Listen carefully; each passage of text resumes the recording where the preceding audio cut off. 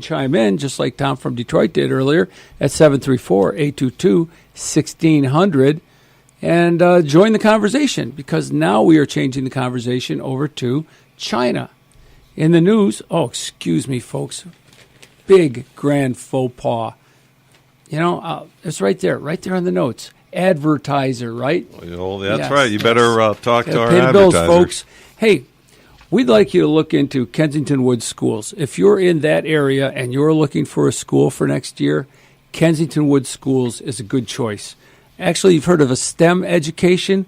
They promote a STEAM education, which sounds a little bit throwback to a couple centuries ago. But STEAM is science, technology, engineering, arts, and math. Okay, so you get a well-rounded education. For a bit there, it turned out that people's educations were going so far to the arts that they were missing everything else that you need to know: how to tie your shoes, how to make change without the cash register telling you, math, science, technology. But you can't swing too far that you don't have a well-rounded appreciation of the arts also. Well, that's why we keep Ed around for it, speaking of art also, to give us that well-rounded appreciation of art. But you want to check into Kensington Woods Schools. They're at Facebook.com/Kensington Woods, Twitter at KWoods School. And the phone number is 517-545-0828 at 9501 Petty's Road in Lakeland, Michigan. Once again, you want an innovative curriculum that prepares students for their future through real-world learning rich in the arts, paired with science, math, technology, and engineering in a unique, small, and personal environment. Experience the difference Kensington Woods can make for your family today. Thank you. I think it's a good thing. So kids coming out of high school or thinking about going into a college program could get into a program that actually gives them a real job when they graduate. Yeah, imagine getting into college and not having to be given all these courses to bring you up to an 8th grade reading level so that you can start paying attention, Right. Yeah. My niece is a teacher in a Florida school district in Jacksonville, Florida, and she is actually in the remedial she does the remedial reading, and it's sad. It's so sad. She gets all these students, and she does a great job with them, but she has to bring them up to the current reading level just so that they can continue on in school. Yeah. How did they get out of the grade they were in, they were supposed to read in? You mean when they graduate, they actually have a grade 12 reading level and not a grade 6? Well, it's sad when the high school diploma, is put at a 3rd grade reading level just so the kids know what they got, That's all right. They could read emojis. Yeah. See, Scott, graduate. See, Jane, graduate. Yes. So, upward and onward. We're going to talk about China and the tariffs. So, Leland Miller, he joins Shiana Smith on the ticker. And, Derek, would you play that track? Lighthizer says Trump wants a fair and enforceable trade deal. I'm sorry, Leland Miller, Shiana Smith on China. I'm very sorry. We're very close. Substantively, we're very close. We're almost there. But the Chinese decided to get greedy last week. And you saw them pushing back on different aspects of the deal, cyber theft and subsidies and other things, and they got away with it. But last week, at the end of the week, they sent this draft back, and it was all marked up. Substantively, that was annoying, but what really got them is the fact that they took that out of they reneged on their promise to push this through the NPC, the National People's Congress, in terms of making this Chinese law. And they said, we'll do this administratively. That ruffled Lighthizer's feathers. That meant that this was no longer structural reform as he had promised Trump, who had promised the American people. And so all of a sudden, this thing blew up from there. And the Chinese are going to have to walk back everything they did in the past week in order to just get us back on track. Do you think it's fair to say that China overplayed its hand?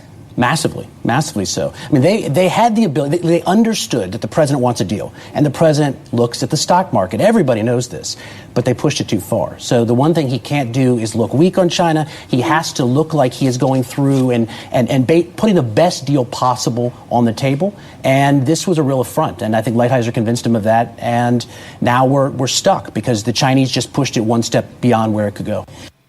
Well, speaking of Lighthizer, like what Mr. Leland Miller just did, Could you play the track of Lighthizer says Trump wants a fair and enforceable trade deal?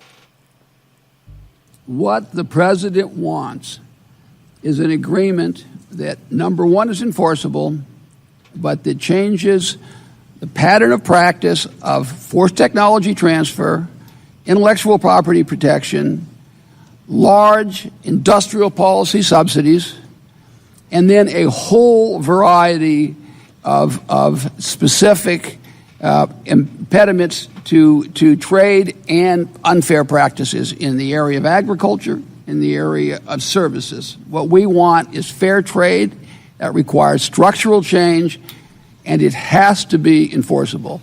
We have had, and I can go through for the members, many, many examples of the Chinese agreeing to specific, not this specific, but agreeing to take steps to forego certain unfair trade practices, and in very few cases have they actually kept their obligations. Okay. We have to in this case. Yeah. So we've got two things going on here. One, it looked like we were very close to an agreement with China, and then they backed off. And what were the areas they backed off on? Well, enforceability. I mean, what good is in a trade agreement if you come up and you say, by the way, we don't want you stealing our ideas anymore. We don't want you forcing us to give you our ideas just so we can do business in your company anymore. We don't want you to force us to make you our business partner as we go forward. Oh, we don't want you spying in the United States on our economic concerns. That would be a good idea. And go ahead. Well, they dug in their heels on the concept that once they reach an agreement that they'd have to abide by it. Yeah. Yes, that's obviously what Trump would like, and that's obviously what China is not willing to do. Because when we heard that Trump was saying that an agreement is this close, we're that close to having an agreement, everybody thought we weren't going to have a trade war with China, tariff war, because they thought this was in the bag. China had already agreed to this. And then in the last week of it, China says, oh, no, we changed our minds. I mean, what country bargains like that, makes a series of verbal agreements, because that's how business is done. Before the big guys, unless you're, of course, Kim and Trump in Korea, right. The big guys get together ahead of time. Their staff gets together, they narrow stuff down, and then the big guys sign it, and it's a done deal. But in this place, Trump thought his people had done a good deal, and it turns out, not to their fault, but the Chinese reneged. Well, the problem is, for the last, 45 years, China's been doing exactly what they wanted and been getting away with it. The money has been flowing from our country into their country, and then they give us their goods and services, and I think they're sort of on the cheesy side. Mm-hmm. Back in return, our economy and the jobs that used to be here that made those products are gone. So you have basically a trade war, right? Right. Well, which we've been. I meant to say trade imbalance from what you were saying. Excuse me. Right. Trade imbalance. It's a trade imbalance, and we've been losing that trade imbalance for the last 40 years. Yeah. And when somebody takes a lot of money out of your pocket, what was that? There's a word for that. Sort of theft. Well, unless the government does it, in which case it's taxation. Right. So Joe Lennard is finally calling in. I was wondering what happened to him. You finally wake up, Joe? I've been up for a while. I was just waiting for you to get around to this topic. I didn't want you to accuse me again of trying to throw you into another topic. Okay, well, now that we've set your agenda, what do you got? I know what you're going to say about tariffs. Let's hear it. I'm as anti-tariff as they've come. I've criticized Trump on and on about him, but I also am a realist and recognize the definition of insanity, doing the same thing over and over. It's been epic fail the way it's been done in the past, so I'm willing to cut Trump some slack on this, even though it's going to hurt us short term. I think the economy would be booming way beyond where we are now if we didn't have these trade war tension. But again, We have to try something different, something new. They impose tariffs on us.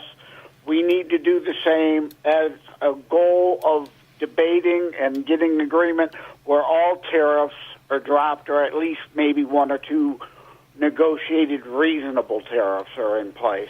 Well, folks, you heard it here first. Joe Lennard has changed his view somewhat on tariffs. That's right. I actually can grow. I can provide some flexibility. Because, again, I mean, I see both sides of it. I am very much anti-tariff. That is a tax on Americans, the import tax. And it kills me to see these libtards out there, of course, just out of Trump derangement syndrome. They love taxes on American citizens to bring more money in, but they oppose it because of TDS. But again, we've been doing it the same way. We need to try a get tough approach at least once. Joe was right on the money. He says the Democrats oppose taxes on China, but love to impose them on U.S. citizens. But I'm surprised. Chuck Schumer is actually in gear with Trump on this issue, and that surprises me. There are a few that have come out in support of it, but I certainly question their motives. There's a butt coming or a knife twist coming somewhere down the road. I think Joe. I think what I'm thinking about is that Schumer says, "Yeah, go ahead, let's start a trade war, and if the market drops another 500 points, he's going to blame Trump." Yeah. There you go. There you go. That's what I was getting at with the mumbling and fumbling that I did. Well, that's what this show's about, is getting brilliant minds like you and Alex together and then synthesizing and coming up with Chuck Schumer's real motive here. Because that's something I was going to allude to, is the fact that the tariffs in the short term are going to hurt, let's call it the little guy. The farmers, the shopkeepers, the people who are going to have to raise their prices on items from China, the small business owners who are importing stuff from China, part of their products, part of their sales. And once again, the guys who are trying to sell pork and soybeans to China, they're going to have to find new markets. Or how's that going to work out at the ballot box unless things get resolved sooner than that? But there's the moral and ethical implications of letting China just suck all the money out of this country just to keep votes. There's, that's kind of... We need some short-term pain for long-term gain. And the only thing that I don't want to see a tariff on in China, those little tiny parasols or those umbrellas they stick and you put in the drink. Everything else, there should be a tariff on that sucker. Okay, so you don't want the price of your drinks to go up. No, I just you don't drink Chinese liquor anyhow, do you? No, but that's what they used to import. Yeah, exactly. Or export to us. Yes, little trinkets like that. Now, they're making aerospace parts and automobiles Alexa, and engines. that can spy on you in your bedroom. Right? That's right. Yep. So we need a little short-term pain for long-term gain. Yeah. Anything else, Joe? No, we have to be a little flexible. We got the never-Trumpers and the Trump derangement syndrome folks out there. We have to be flexible sometimes. You know me. I am a pretty inflexible person, but there are times that I have to admit that a different strategy has to be used, and hopefully something good will come from this. Funny, it's amazing, because I was going to introduce you to the audience as noted anti-Trumper. No. Joe is a noted political thinker. Yes. And Joe, but I just knew how Joe felt on tariffs until today. Now I know, again, how he feels. So that's great. All right, Joe, thanks for calling in. I appreciate it. All right, take care, my friends. I love you. You too. I love you, too. Hey, let's hear from Gary from Hazel Park. He's always got some good stuff. Hey, guys. Hi. Hey, Alex, what you ought to do is let them tax the hell out of those little umbrellas, and then you can make them yourself and make a killing. That's an idea. It'd be a retirement income for me. Where do you get all the little toothpicks? Yeah, toothpicks. Okay. Was that it, Gary? You got anything else? No. But I forgot. But I will go to another subject. You were talking about the war on Christianity and the war on basic morals and values. We have this